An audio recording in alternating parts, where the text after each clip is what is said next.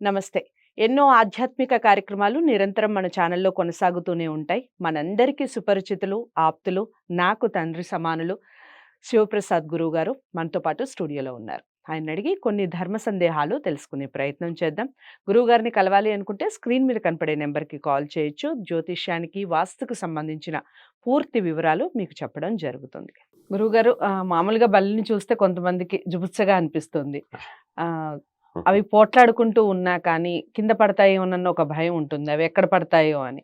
అసలు నిజంగా అలాంటి పోట్లాట అనేది మనం చూస్తే ఎలాంటి విషయాలు మన ఇంట్లో జరిగి, మన లైఫ్‌లో జరిగే అవకాశం ఉంటుందంటారు? బల్లులు ఇంట్లో ఉండటము అనేటువంటిది మొదట ప్రాధాన్యత. హ్మ్. ఏమిటి? హ్మ్. ఎలా? కొంతమందికి అవి ఉంటే ఎప్పుడెప్పుడు మీద పడతాయేమో, హ్మ్. లేదా ఏం జరుగుతుందో అనేటువంటి ఆందోళన, హ్మ్. ఇబ్బందికరము. మనస్సుకు కొంచెము మనసు ఉండదు. దాన్ని హ్మ్. బయటికి హ్మ్. పంపించేంత వరకు హ్మ్. నిద్ర పట్టదు కొంతమందికి. హ్మ్.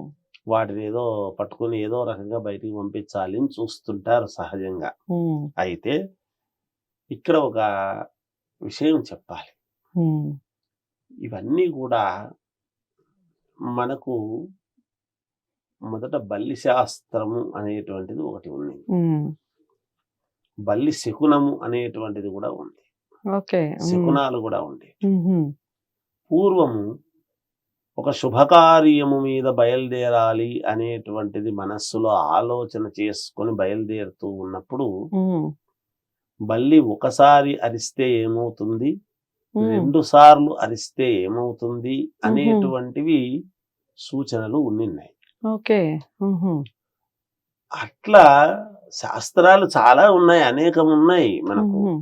ఇవన్నీ అంటే ఏమైందంటే బల్లిని కూడా అమ్మా, ఫాలో అవుతారు గురువుగారు మామూలుగా. చాలా మంది తల్లి హుహు. పూర్వము ఇప్పుడు మనకు తెల్లవారుజామున సమయము, గడియారం అనేది ఎప్పుడొచ్చింది? తర్వాత కదా వచ్చింది. అవునవును. హ్మ్. కోడి కూసింది అంటే, కోడిని ఫాలో ఓహో! అవుతారు. హ్మ్. తెల్లవారుజామయింది అనేటువంటిది తెలిసేది. హ్మ్. హ్మ్. సరిగ్గా 3 గంటల సమయంలో కోడి కూత కూసేది. హ్మ్. వేకువజామున అని. హ్మ్.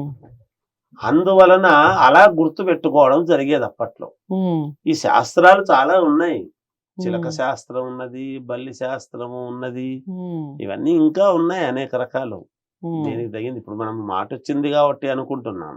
హ్మ్. అది బయటికి మనము వెళ్ళేటప్పుడు ఒక శుభకార్యము మీద వెళ్ళాలి అని ప్రతి వాళ్ళం అనుకుంటాం గదా! హ్మ్.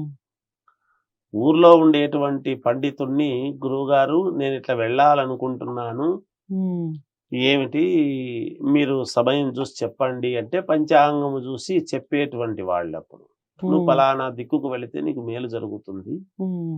అంటే వారము, దగ్ధయోగము, ఇంకొకటి హ్మ్. ఏ దిక్కున ఈరోజు వెళితే మనకు పని బావుంటుంది జరుగుతుంది, అని. ఏ దిక్కుకు వెళ్ళకుండా ఉంటే మంచిది. హ్మ్. హ్మ్. హ్మ్. ఇవన్నీ ఉన్నాయి పూర్వమంతా గూడా. హ్మ్.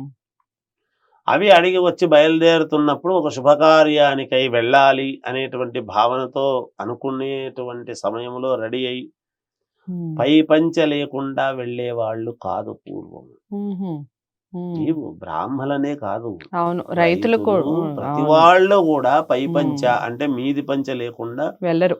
హ్మ్. బయటికి అడుగు పెట్టేటువంటి తత్వం లేదు ఎవరికీ గూడా. హ్మ్. అందుకని పై పంచె తీసుకొని వెళ్లి బయలుదేరాలి. ఇంక చెప్పుల్లో కాళ్ళు పెట్టుకొని బయలుదేరతాము అనంగా బల్లి శకునం అనేటువంటివి మామూలుగా అవి అరుపును బట్టి హ్మ్. చాలామంది బల్లి ఇప్పుడు అరిచింది కాబట్టి వద్దులే అని ఎనిక్కి ఆగిపోయినవి ఉన్నాయి. హుహు. ఆ! శుభం అని బయలుదేరడం బాగుంది ఉంది. అనుకుని తలుచుకొని బయటికి పోయిన వాళ్లకు విజయం జరిగినవి ఉన్నాయి. హుహు. ఇవన్నీ జరుగుతాయి. హ్మ్. ఉన్నాయి. మామూలుగా మనకు బల్లులు ఇంట్లో ఉంటే అలర్జీ అంటాం. అవును. కానీ హ్మ్. బల్లులు ఇంట్లో ఉంటే ధనప్రాప్తి అని కూడా ఉన్నది. హుహు. ధనము నిరంతరము వస్తూనే ఉంటుంది అని అన్నాడు. ఓకే. ఓకే. అయితే అట్లని బల్లులు ఇంట్లో ఉంటే వస్తుందని ఓ రూమ్ నిండా బల్లులుంటే బలులు. ధనం దండిగా వస్తుందనుకుంటే హ్మ్. కరెక్ట్ కాదు. హ్మ్. ఓకే. అతి సర్వత్రా జయదు. చెప్తే అవును. ఒక రకంగా ఉంటుంది. అవును. ఇక్కడ ఒకటి మనం గమనించాలి. వీటన్నిటిని ఎలా వచ్చాయి అంటే, హ్మ్. నీళ్ళల్లో ఉన్నటువంటి మొసలి హ్మ్. నీళ్ళల్లో నుంచి బయటికి రావడం మంచిది గాదు. హ్మ్. అలాగే అడవుల్లో తిరిగేటువంటి ఉడుము హ్మ్. ఊర్లోకి రావటం అనేటువంటిది మంచిది గాదు. అవును. ఊర్లో తిరిగేటువంటి తొండ ఉమ్, ఇంట్లోకి రావటం మంచిది కాదు అని. ఉమ్, ఇంట్లో ఉండేటువంటి బల్లి ఉమ్, మీద పడటం మంచిది కాదు అని. ఉమ్, వీటి యొక్క ఆకారాలు ఇంచుమించు ఒకటే, ఉమ్, రూపం ఒకటే, ఆకారాలు వేరే కొంచెం, ఒకటి పెద్దది దానికంటే కొంచెం కొంచెం చిన్నది, చిన్నది దానికంటే చిన్నది, దానికంటే అవునవును. చిన్నది అవుతుంది. ఇప్పుడు పిల్లి పులి ఎలాగో ఇవి కూడా అలాగే అంతే. అంతే ఉంటాయి. ఉమ్, అలా జరిగేది. మీద పడటం మంచిది కాదు. సరే, ఉమ్, మీద పడితే బల్లి శాస్త్రం ఎక్కడ పడితే ఏమిటి, ఎక్కడ ఏమిటి ఏం జరుగుతుంది, ఉమ్, ఏమిటి అనేది కూడా ఉంది. ఉమ్, అందువల్ల ఈ బలులు పోట్లాడుకుంటున్నాయి రెండు అని అంటే ఉమ్, అవి ఏ విధంగా పోట్లాడుకుంటున్నాయి అనేది కూడా ఉంది. అవి ఉమ్, రెండు ఆనందంతో పోట్లాడుకుంటున్నాయా? ఇప్పుడు భార్యాభర్తలు ఇంట్లో సంతోషంగా ఒకరినొకరు అటు ఇటు ఏదో ఉమ్, కలయగలుపుగా తిరుగుతున్నారా, లేదా పోట్లాడుకుంటూ తిరుగుతున్నారా అనే దానికి ఎట్లయితే ఉందో, ఉమ్, అలాగే బల్లులు రెండు పోట్లాడుకుంటున్నాయా, ఉమ్, లేదు ఒకదాని మీద ఒకటి ఇలా తల పెట్టి తోక పెట్టి ఉమ్, అరుచుకుంటూ ఉన్నాయా అనేటువంటిది ఒక రకమైనటువంటి శకునము. ఉమ్, ఇలా ఎంటాడుతూ ఒకటి పరిగెత్తుంటే ఇంకోటి పరిగెత్తుకుంటూ వచ్చి కిచకిచ అరుచుకుంటూ చేసుకుంటూ అరుస్తున్నాయి. ఉంటే ఎటువంటి శకునాలు, ఇవన్నీ కూడా ఉన్నాయమ్మా. ఓకే. అందువలన కాకపోతే ఎక్కువగా ఉండడం మంచిది కాదు, కానీ ఉన్నంత వరకు ఏదో రెండో అట్లా ఉంటే మంచిదే, రెండో మూడో ఉంటే మంచిదే, డబ్బు ఉమ్, ధనం వస్తుంది, ఓకే. కానీ ఎక్కువ ఉండరా ఉమ్, అనేటువంటిది ఒకటి. ఉమ్, అందువల్ల ఈ రెండు కిచకిచ విపరీతముగా పోట్లాడుకుంటున్నాయి అని అంటే ఉమ్, ఇంట్లో సఖ్యత లేదు, ఉమ్, ఇంట్లో మానసికమైనటువంటి ప్రశాంతత లేదు వీళ్లకు. ఈ ఉమ్, భార్యాభర్తల మధ్య నిరంతరము పోట్లాటలు ఉంటున్నాయి అనేటువంటి దానికి ప్రామాణికం. ఇవి ఉమ్, కిచకిచ నిరంతరము పోట్లాడుతున్నాయి. ఉమ్, కొంచెం అటు ఇటు తిరుగుతూ అంటే ఆనందం ఎక్కువ ఉంటుంది ఇంట్లో, ధనము బాగుంటుంది, ఉమ్, రాబడి బాగా ఉంటుంది. ఉమ్, ఇలా ఒక్కో దానికి ఒక్కొక్క రకమైనటువంటి ప్రామాణికం ఉంది తల్లి. ఉమ్, బల్లులు ఇంట్లో ఉండడం వల్ల ఒక ఉపయోగం ఉన్నది రైట్. కనుక ఎక్కువ ఉండడం ఎక్కువ మంచిది ఉండకూడదు. కాదు అని దాని అర్థం. రైట్. చాలా చక్కగా వివరించారు.